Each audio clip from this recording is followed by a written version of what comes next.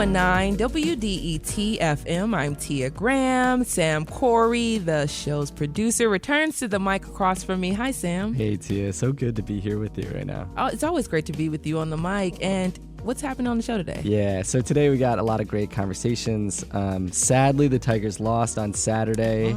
Yeah, ending their playoff run. We're going to talk with a sports journalist about, all the magic that they created this season and what that'll mean for them next year.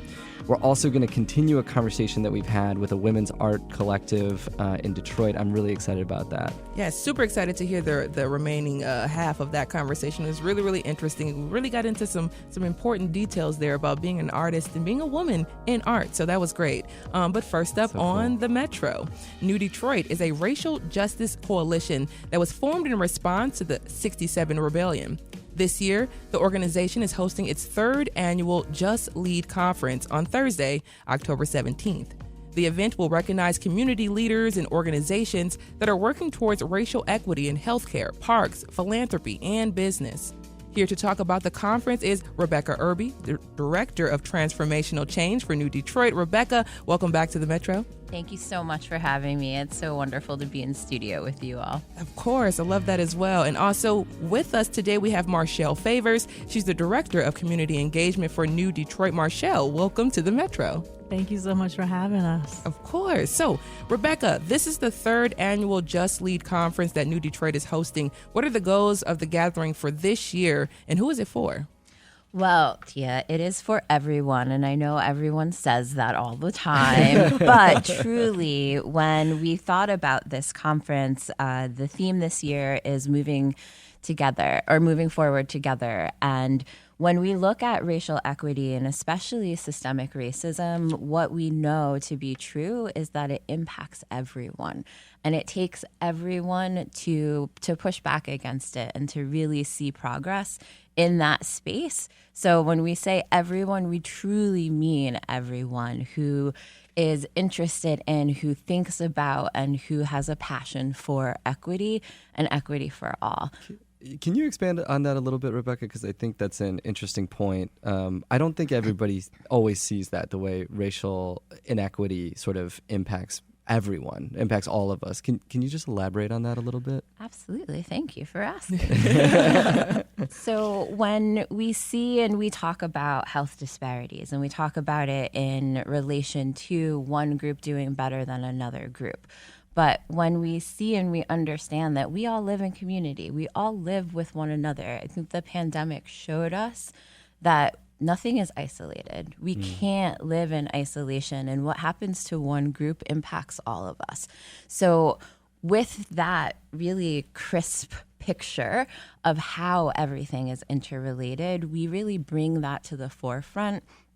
Our roundtable, actually, in the afternoon, we're going to be talking about the social determinants of health, which really highlights and shows these differences between groups. But again, think about if everyone had what they needed, those differences, they wouldn't be there, but we would be able to progress as a society, as a community, because we don't have different groups that are in different places. So, Rebecca, with this particular it's the third conference. So what are you looking forward to the most this year in particular? And New Detroit does also have a Just Care program. What is that program designed to do? Ooh, well, Just Care, we have different verticals that really focus on different areas. So Just Care focuses on healthcare. It focuses on healthcare providers and what that looks like to provide anti-bias training for that group. And specifically, we are finding real movement in our programs. One of our premier programs was evaluated by Johns Hopkins, and we've shown real progress, not just in thought, but also in action, which is one of the most difficult things to show and to prove, which we're really excited to see this get out into the world. And it works in conjunction with the anti-bias mandate that Governor Whitmer put into effect in 2020. So our trainings, our offerings all help support that mandate, but also really we have some incredible doctors that are joining us from the Just Care program that are going to be able to talk about and share their experiences over the past few years with the Just Care program and how it's been impactful in their spaces. You know, recently I was watching television. I don't watch too much television with commercials, and I saw a commercial, and it was talking about psoriasis, but it talked about how they were looking to do more tests for people of color so they can better identify. That was the first time I actually noticed something like that. So if we can expand on what, you know, racial equity in healthcare looks like, that's one of the things that I noticed that I'm starting to see happening. And you're talking about the research that's starting to happen with more people of color. So if you can just expand on that a little bit more and how New Detroit has a goal there. Well, New Detroit is looking to impact policy, but also people's hearts and minds. So we helped, and we actually helped create the language for that anti-bias mandate. And then we went in and we started creating curricula around that as well. And I think that's where we see a really beautiful marriage between government, nonprofit spaces, and then community. So this mandate came through. Racism is a public health crisis. We're so excited to expand on that work that the governor and the lieutenant governor declared in 2020. And we're actually launching our own initiative at the conference at 2 o'clock, and Lieutenant Governor Gilchrist will be joining us, which we're so honored and excited to have him kind of do a retrospective and look back over the last 4 years of what does it actually mean to declare racism a public health crisis. And the program that we created is a part of that. And there's so many other folks across the region and across the state and nation who are doing work in this area. What we've noticed, though, is that it's not coordinated.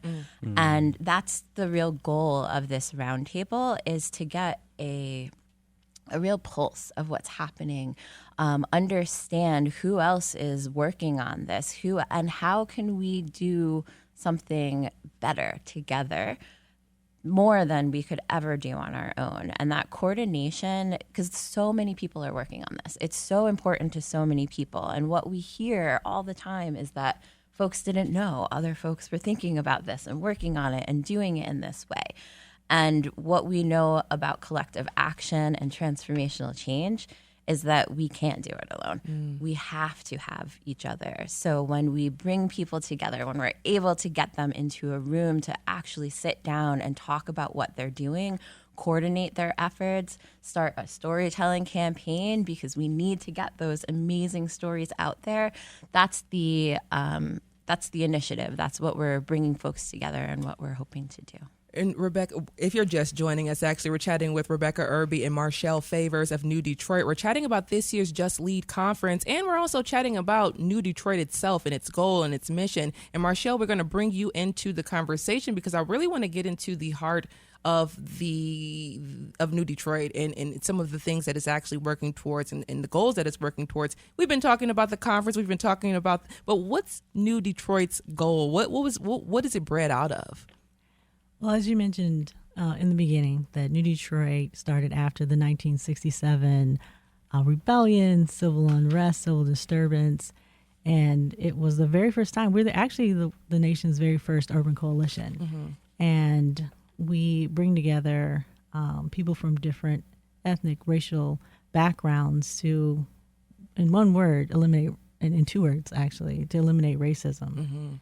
And we have very dedicated coalition members and board members who try to realize a more equitable society. And from the time that you all began, right after the 67 riots to where we are today, like we said, we've seen Detroit go through ups and downs. We've seen so many different things that have happened throughout the city of Detroit, yet you all have maintained. So how have you maintained in the climate that we've seen, and especially in today's climate? What is your role? And I do want to go back a little bit for the history, because people don't realize that New Detroit, in our inception, we helped to integrate the police department. We helped start Wayne County Community College District, and some of the other things was even at Wayne State University, the reason that they have the African American Studies and Latino Studies programs there were a part of New Detroit. Wow. And so when you think about the legacy and then fast forwarding today with issues, I mean, when you hear things in society around issues related to racial understanding and racial justice, what comes to mind for me are like things like the Muslim ban, right? When you think about whether or not we should have multicultural education in schools, and then across the board, when you just really think about the disparities that exist when it comes to things like income and education and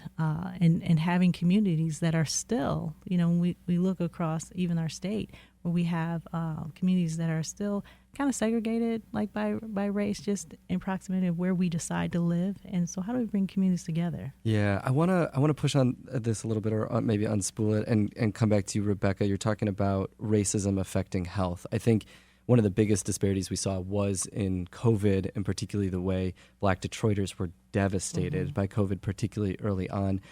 I guess, but I want to understand this a little bit deeper, because I do think it's really profound, and I'm not sure we talk about it in as broad of a way as it's impacting people. So I guess two things. When we're talking about the way that racism hurts people's health, are we talking about anti-Blackness specifically? Are we talking about the things that folks do to Black individuals in this country?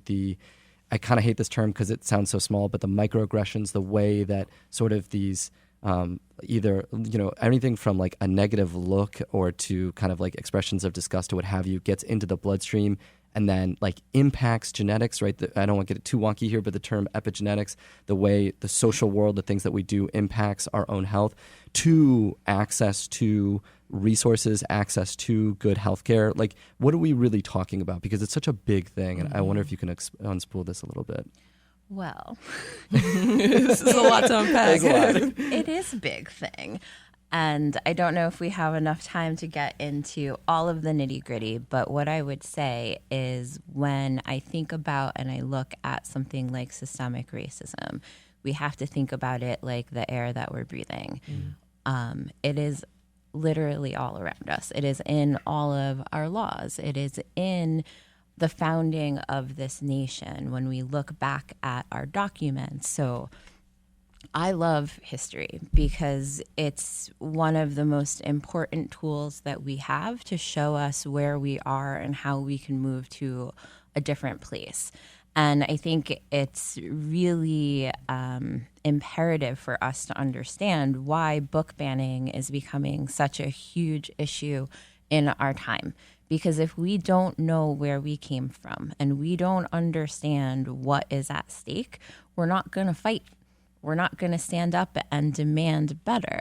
So all of this is couched in understanding and really digging into and highlighting for folks the history of all of these issues, all of the different laws. We talked about where we live being one of the biggest influences. So just the fact that zip codes exist, where and how did they come about? Look that up, Google it, you will be shocked. But zip codes are one of the most racist codes that we have. The Interstate Highway Act, highways, how could we think that highways has something to do with it? One of the most racist policies that was ever created. Because they pummeled through Black communities. Specifically because they pummeled through Black communities, and they were set up to make pathways for white folks to go into city centers to be able to work and keep the economy going, but not ever have to interact with the people who keep up the city, who live there. So when we look at different policies and how they have had impact, it's necessary for us to go back and talk about and highlight what those policies are so that we can talk about fixing, changing, getting ghost policy. Like there are policies from the 1800s right now that are impacting more than like 50% of our population if you have a uterus. These laws that are just on the books because progress is incredible. Progress, it energizes us, right? So Rebecca, I hate to cut your thoughts. We did get into the thick question at the end there, but I wanted to just leave us off so folks know why we're having the conversation in the first place. New Detroit's third annual Just Lead Conference. 30 seconds or less if you can. Get into the conference. We just set it all up so that people know exactly what New Detroit is and what you guys are fighting for and what you're working for. So let us know about the third annual conference. Well, really amazing lineup. We're calling it Learn, Celebrate, and Move Forward Together. We have incredible panels in the morning from our Just Care, Just Lead, Just Place, all of our different partners. We have our inaugural award ceremony, lifetime achievement, really incredible folks that we're going to be honoring. And then in the afternoon, as I mentioned, Lieutenant Governor Gilchrist will be coming for the roundtable, which is open and free for the community to join. It's at the Icon, and you can register at newdetroit.org. Perfect. New Detroit's third annual Just Lead Conference takes place this Thursday, October 17th. You can register at New Detroit's website. We had Rebecca Irby and Marshall Favors on the show today. Thank you both so much for joining us, and we will talk to you soon. Thank you. Thank you. Thank you for having me.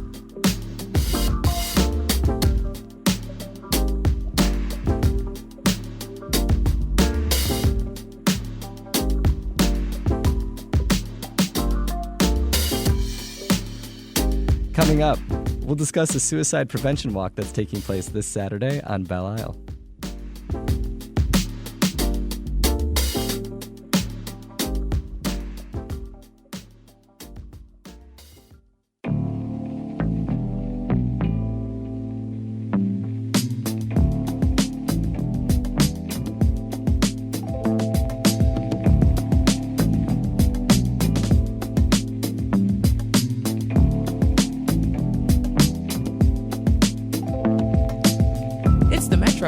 On 1019 WDET-FM, I am Tia Graham.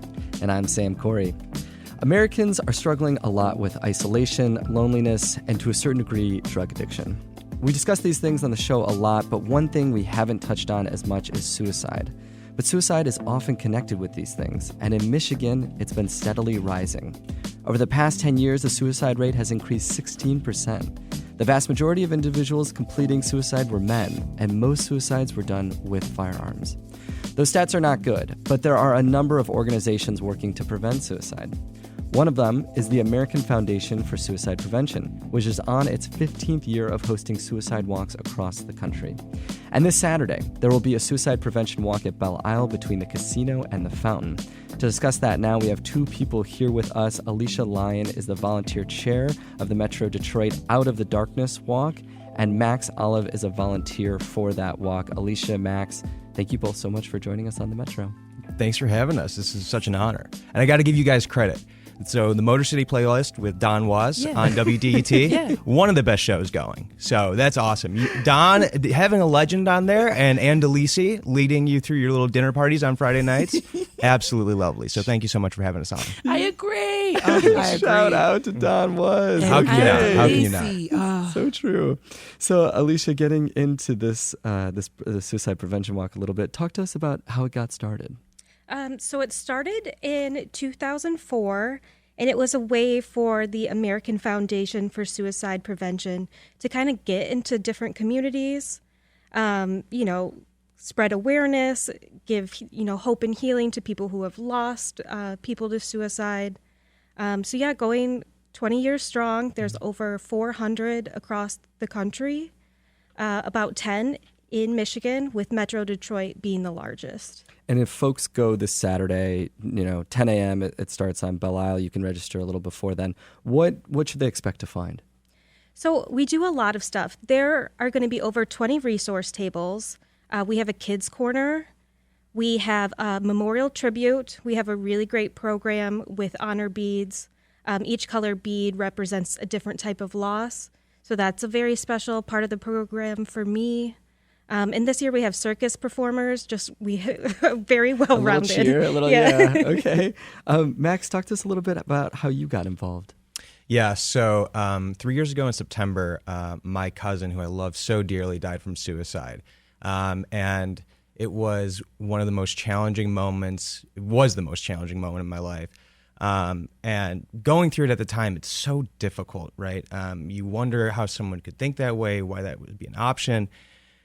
And it takes a lot to understand that is something you'll never understand, right? And what you can do, and what I think it did really well for us, is it galvanized us as a family. So I'm closer with my cousins and my uncle now, excuse me, more than ever. And I think so highly of him. And my involvement in this is a way to really honor Ryan. And he was such a gorgeous, hilarious soul and owned the room. So I got involved through a personal experience like that. I think, I guess I'm curious what people's reaction was when they heard about the suicide of your cousin. I think a lot of people don't always have the most appropriate reaction. They don't always know what to do. But I'm curious what the reaction was from folks in your life. So I think when it comes down to it is that not many people have experience with this, thankfully, right? And so you have to accept how anybody wants to approach it, because I think that the default for so many people is to be polite and be understanding when it comes to all of this. And there's still a stigma around the suicide, the act of suicide, that I think is inaccurate. I think that a lot of people feel like it's something that's permanently wrong with the person, right? Which is incorrect. The way I like to think of it is that it's a temporary decision on a permanent act. So there was something going on in that very moment that individual decided that escaping was the best route to go down. And most people will never understand what it is to feel that way. So I don't expect people to react in a perfect way all the time. I think the most that you can ask out of somebody is empathy, sympathy, and understand that any way that they decide to show their gratitude is a perfectly appropriate way to do it. And I think that it's a very difficult thing to try to show respect for. And I'm not envious of those people who try to sympathize with it, because it is such a difficult topic. And Max is sticking on the subject. More of us have been impacted by suicide than a lot of us would wish to even speak about or talk about. So when we think about it, especially when we're talking about grieving and having conversations, what did those conversations start to look like as your family started to come closer and come more connected with one another afterwards? I mean, the level of togetherness that we experience now is so incredibly strong, right? I grew up an only child. All my cousins were within 2 or 3 years of my age, so we were all extremely close. Yeah. And Ryan was such, he was like the ringleader at the circus. You know what I mean? And the conversations as we've grown to talk about it. At first, when it first happened, I think it was so difficult for us, and you've got nothing but an outpouring of love and just high emotions as it relates to Ryan. And I think now, as we are, it's been a couple years, and we try to sort of mature even beyond through that, we understand how lucky we are to have a person like that in our life, even if it was just for a short amount of time. And that's something that's really important to keep at the front of mind, is that we're so lucky to have that, right? There's no misintent, there's nothing bad. And as far as us bringing it together, understanding how temporary this little thing called life is, and the fact that we know that we won't have forever with each other. There are different generations of family members out there, so some of us have a little bit more time left than others. And we really have to make sure that we're doing our best to support one another and accepting each other for who we are, right? I mean, even amongst my own family, we're all very different people, but as long as we can all speak the same language when we're together, I think that's the most important thing, and something we've gotten exceptional at, even before what happened with Ryan, but definitely after as well. Trying to meet people where they're at. It's it can be a struggle, but it's certainly beautiful when we connect that way. Alicia, I know you also lost someone in your life from suicide, a close friend of yours. I'm wondering what the ripple effects were of that. Yeah, so I lost a close friend, Michael, to suicide in 2015. And it was very similar to Max's story, except, it was a chosen family. So the ripple effects were a lot. My husband and I both experienced PTSD after everything that went down. And then very shortly after, we found the Out of Darkness walks. And it's just been like a pillar every year for me. It's a place where I can grieve, and grieve with people who understand this specific type of grief. Because it is it's stigmatized still. It's hard to talk about in the general public. And it's a great space to be with everyone who understands, and also celebrate, like Max said, celebrate the fact that we did have these great people in our lives when we did. Yeah. If you're just joining us, we're speaking with Alicia Lyon and Max Olive about a suicide prevention walk happening this Saturday on Belle Isle. Alicia, I want to talk to you a little bit about firearms. About 56% of suicide deaths in Michigan were completed with a firearm. They're done with a firearm.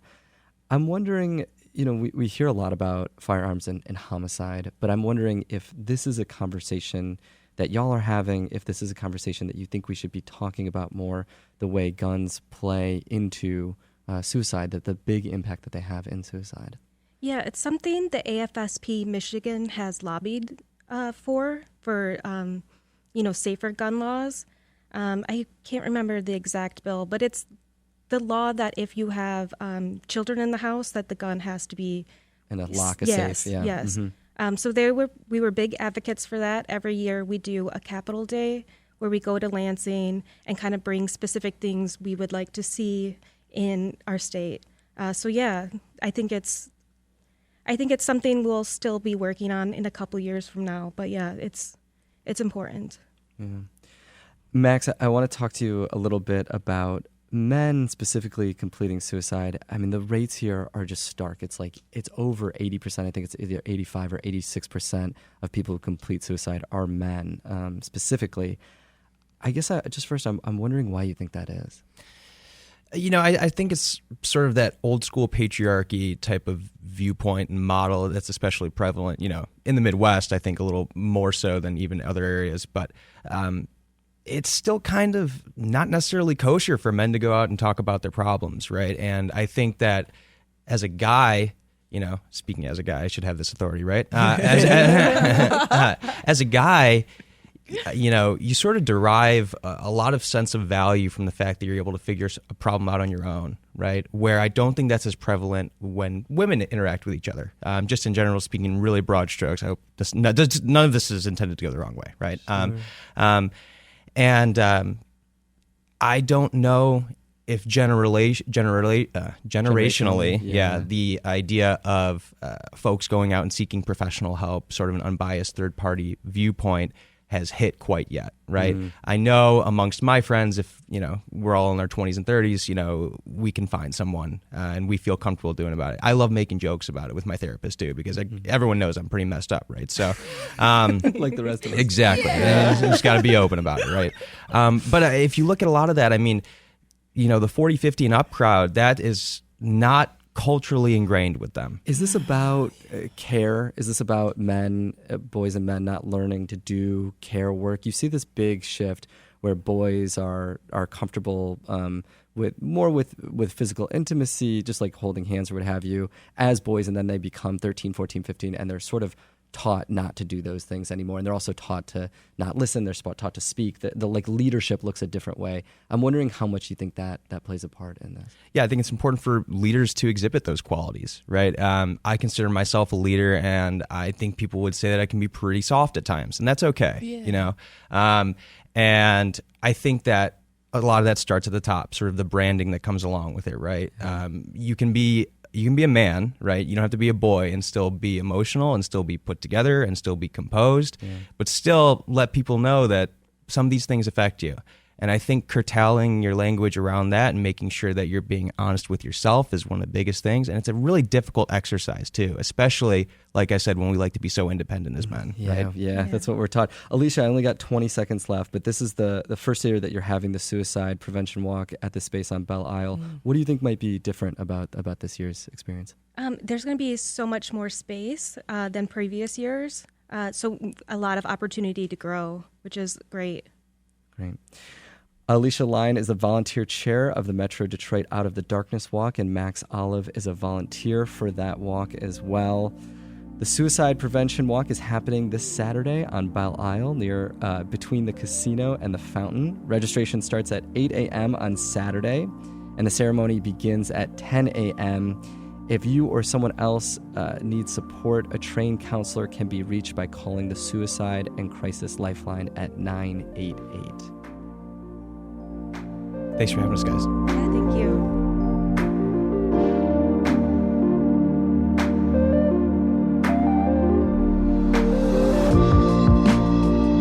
Coming up, we'll continue our discussion about all the things happening at Women's Art Collective, a Women's Art Collective in Detroit. You all stay right there.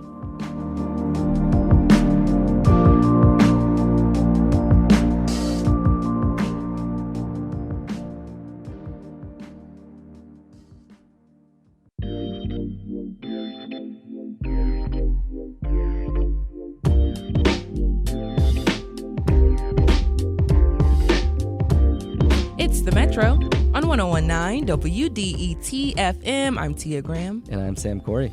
And Sam, we just had a conversation, a pretty heavy conversation, but also lighthearted, because this is for those who are looking to celebrate those that they've lost in their lives. So that is something great. And I thought about the last little bit of that conversation as well, men's mental health, men, and just it's okay to be soft. Yeah, maybe expanding the idea of what it means to be a man, right? Like, maybe, right, it's okay to like offer care. And actually, sometimes like doing the care work is the hardest thing, is actually quite hard. Yeah. It's something we need to talk more about. Transition in here. I know. Women's mental health. Yeah, women's mental health. Women House Detroit is a collection of women creatives in Detroit who aim to spread their knowledge and crafts with interested folks while welcoming more people into the arts. The organization operates as an artist residency and exhibition supporting BIPOC women and non-binary women artists. This conversation is a continuation of an interview we did on the Metro last week featuring the co-founder of Women House Detroit, Asia Hamilton. Two women with exhibits in that home also joined the conversation. Michaela Ayers is a ceramics artist, and Kat Washington is a fiber artist. Tia started the conversation by asking Asia about where the idea for Women House Detroit came from. So the original idea, Woman House, was created by Judy Chicago and Miriam Shapiro. They took over a abandoned mansion and made it into a feminist art project. This was in, I believe, the late 1970s. So during that time, I mean, there was a lot of, just a feminist movement going on. And, from different documentaries of women artists, there definitely were a lot of like men just stealing women's ideas and, just really, not giving the women the shine that they needed. So that particular project really was like a catalyst in women artists, like just completely unapologetically expressing themselves. So when I, read about that, I was just amazed at some of the, some of the ideas just leave my mind or whatever, just some of the exhibits, but just women talking about women issues was just unheard of. Yeah. So, bringing it to Detroit, it was just really trying to figure out how women are being treated in America today, or how women are experiencing being a woman in America today.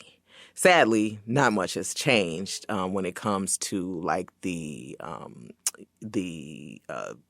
gap between the wage and the gap in so many things for women. So especially Black women as well. So it definitely was an opportunity to just allow a new generation of voices to speak out and talk about their experiences as women. To Kat and Michaela, you were both talking about some of the things that you all were going to do in your particular spaces, because I was really, really interested in going to each room and talking a little bit about that. And I often think about, as Black women, we talked a little bit, Asia, on the show, about the meekness and putting ourselves in boxes, and the boxes that we're supposed to be in because we're Black women.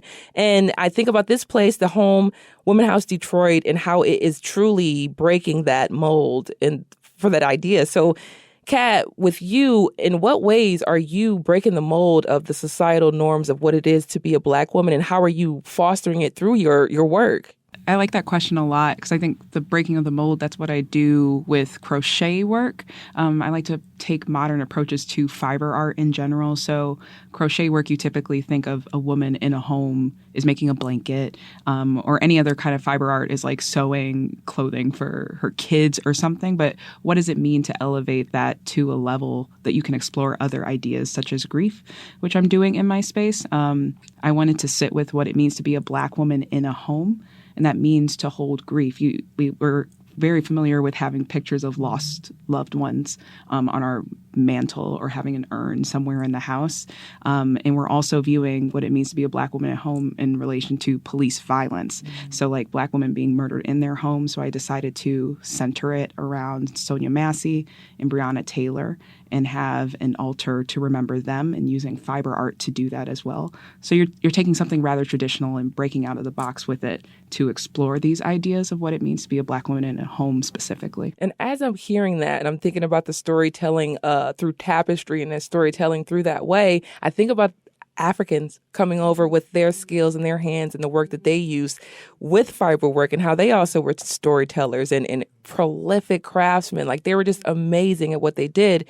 And so how do you see yourself in a continuation of that, that lineage that we have? I mean, it's stuck with us. It's wild to think of myself in that way, because I think I'm a novice with the craft, but I think it makes me feel anchored in it, right? It's like what I'm doing isn't new, but perhaps I can explore topics that aren't typically explored or haven't been explored yet in fiber art right now. And it feels like a blessing to have the time and space and opportunity to do that. And Michaela, with you as well, in what way do you use ceramics to tell stories, and how do you craft these pieces in order to give people a different understanding of the work itself? Yeah, so I'm really grateful to have a ceramic practice, because it's a very ancient practice, right? There's so many ceramic objects that have lived thousands of years. And so for me, I'm really interested in ritual through ceramics. So the ritual of lighting incense, the ritual of like taking a bath. Like, these are some things that we can often conjure a ceramic object to be a partner with. I also use ceramics for plants, and natural beauty, and a holder for those types of objects and beings. And so that's how the ceramic supports the conversation that I'm wanting to have in my installation around the erotic, around this like sense of aliveness and fullness, like that sense of satisfaction when you can smell something, when you can feel something, when you can light a candle. These are very grounding moments that for me remind me that I'm fully alive and in my body. And so that's the invitation in my space for people to really be able to tap into an intimate moment with themselves, but then also an intimate moment with their community and what it means and what it feels like to be empowered. Can you talk about how using ceramics today helps cultivate a new cultural connection to these pieces? You just talked about it a little bit, but I want to go more into that. Yeah. So I think that we're inundated with things and objects. We live in this culture where we have a lot of exposure to things. But I think that the meaning of those objects has been kind of stripped down over time. And so I think ceramics, because of the slowness, because of in my relationship to it, the hand-built nature of the object, it just is imbued with so much more meaning, right? And for me, a text that was really important to me throughout this residency was Uses of the Erotic by Audre Lorde.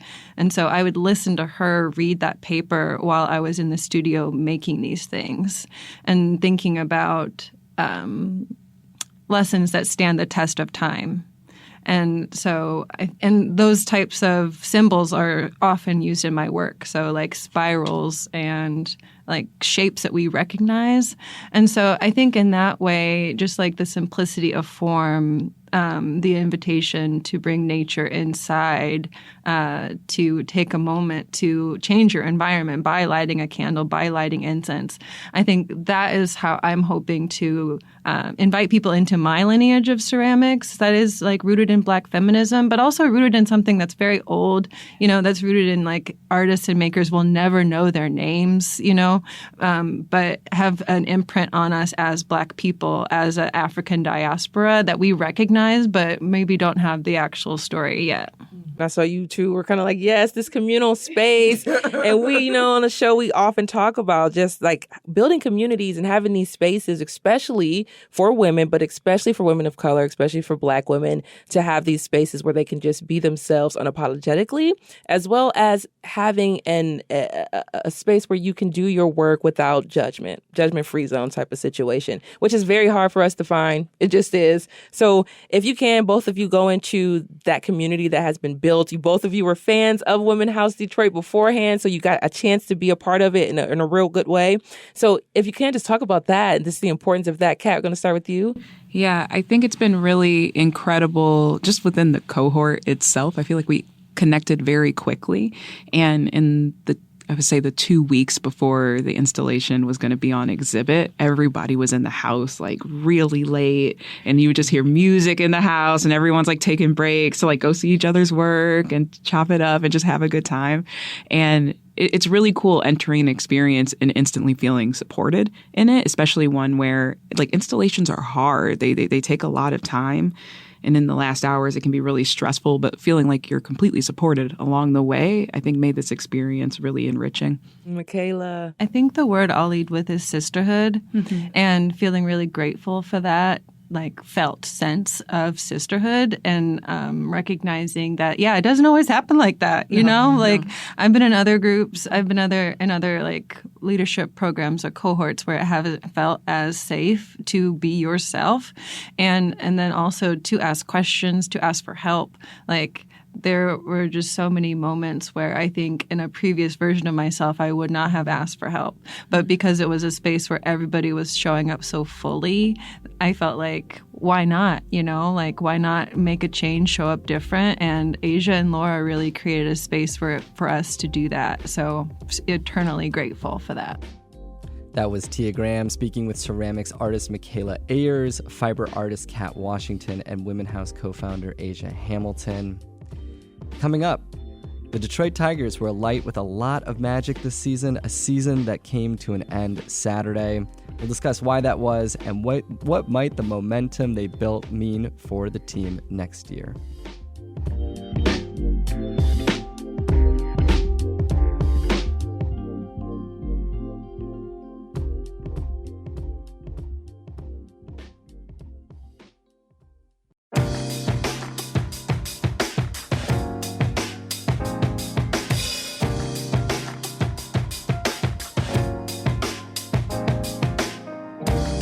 This is The Metro on 101.9 WDET FM. I'm Tia Graham.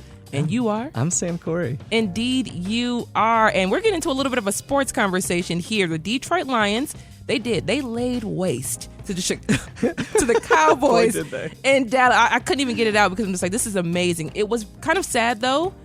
Lions defensive end Aiden Hutchinson broke his tibia. I didn't know that when sacking Cowboys quarterback Dak Prescott in the third quarter. So that was very hard to watch when you were watching it live yesterday. That final score was 47-9. The defense, the run game, the pass game, they were all firing at all cylinders. Jared Goff looked like the man. It is nice to see the Lions win. It's a little bewildering, I'll be honest to you. My dad said the same thing when we were watching yesterday. He says, I've been watching the Lions my whole life, and he's just like, this is the best feeling I've had as a Lions fan my whole life. What and does he do with it? Does he celebrate? I don't even know. You know what? I don't know how he bottles it in. I don't know how any longtime Lions fan bottles it in. But then I think about the Tigers fans who got to come into the magic October.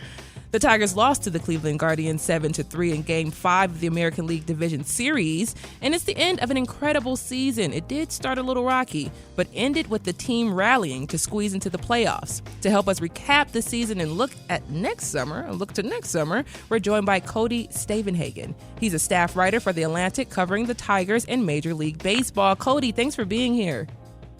Yeah, thanks for having me on. Of course. So you were in Cleveland covering the game, Cody. What was the atmosphere like in Progressive Field for Game 5? Yeah, it was a playoff elimination game. So as you can imagine, it was a really good, lively atmosphere. The Cleveland fans showed up, all of the games they hosted, and there were a lot of Tigers fans in the building as well. It's one of those where you can kind of feel the emotion on every pitch. Yeah. And what were your takeaways from the game as you're in there in the stands and you're feeling the energy there? Obviously it was a terrific postseason baseball game. Game 5, the final score was 7-3, but I think it felt much closer throughout, all 9 innings. The Tigers lose that game, and it's tough because it feels like everything swung on one pitch. Obviously, the Lane Thomas grand slam off Tarik Skubal, but the Tigers still had their chances. They had runners in scoring position, throughout the game. Got only one hit with runners in scoring position. Their season ends, and it's kind of conflicting emotions, and I wrote about that for The Athletic. Like, they had such a great season, and yet you also feel like maybe they missed an opportunity to continue advancing in the playoffs. Yeah, and it was a bittersweet. It is a bittersweet feeling. But then when you think about the Tigers being the youngest team in the MLB, how do you see them building off of that success? Even if they didn't, extend their playoff run, how do you see them building off of that success with such a young team? Yeah, I think that's one thing A.J. Hinch told his players after the game is that this should be the floor now. Yeah. And you would certainly, think that makes a lot of logical sense for such a young team that does still have a lot of room to improve. Obviously the big question now, and the question Scott Harris and then the rest of the Tigers brass have to answer is how much do you continue to let this young core develop? How much do you supplement it with outside veteran additions, whether that's in trade or free agency? The Tigers certainly are as healthy as they've been as an organization in a long, long time. But also there can be volatility with young players. So if they're serious about running it back next year, how much do you add? Scott Harris talked today and said the team's biggest growth has to come from within, but he also said there will be external additions. So we'll see what that balance ends up looking like as the fall and winter progress. Yeah. If you're just joining us, we're speaking with Cody Stavenhagen. He's a staff writer for The Athletic. We're discussing the Detroit Tigers' loss this past weekend and what might their season look like next year. Cody, I want to ask you a little bit about that. What do we know about plans for next year, what the team is trying to build upon the success that they did have this past season? Yeah, like I just alluded to, I don't know that we have a ton of specifics yet. Scott Harris this morning did mention some sort of right-handed bat and additional pitching will probably be the top targets this offseason. Harris said it's only been 48 hours since they last played. It's great to say which positions they might be targeting, but you can look at this team and see a pretty clear need at probably either first or third base. A right-handed infielder with some power, this is just my opinion, would make a ton of sense. I think the Tigers will seek an additional starter. I think they could use a back-end reliever who's really able to generate strikeouts at a high rate. So that right there is probably three of your top targets. Mm-hmm. And one of my last questions to you about the money spending, are we going to see, some contract? What are we going to do? You, of course, it's only a few days out. You just said that. But what type of money do we see being spent here? Yeah, I think that's the question, everyone in Detroit wants to know. I think the days of the Tigers being a luxury tax team when Mike Ilitch was still alive and the owner are probably gone. My sense is from Scott Harris is he doesn't really view free agency as the single best way to build a roster, and he's probably right. But at the same time, obviously, you do have to pay top talent if you want to acquire top talent. So again, what exactly is the balance? I don't think the Tigers are going to have a huge offseason spending spree by any means, but would they be willing to pay up a little bit for one-star player, and Alex Bregman, and Christian Walker? I mean, I think that's, what we don't really have the answer to yet, and what will probably be the singular most interesting thing to follow this winter.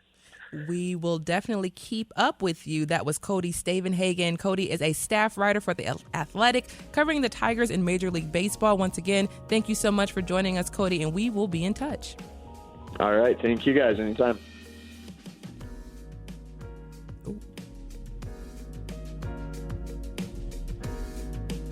That's the Metro. For October 14th, 2024, you can listen to recent episodes online at WDET.org. Make sure to subscribe to the podcast on your favorite platform. The show is also on YouTube if you like listening that way. That's a nice way to listen. The show is produced by Tia Graham, me, Sam Corey, David Lyons, and Jack Philbrand. Our engineer is Nate Bender. Music by Sam Bobine and Will Sessions. The Metro is a production of WDET, a listener-supported service of Wayne State University. If you like what you hear and want to support the Metro, consider becoming a member at WDET.org/donate. This is the Metro. This is WDET, where the Metro lies. Detroit Public Radio, your connection to news, music, and conversation. Thanks for listening, and see you tomorrow.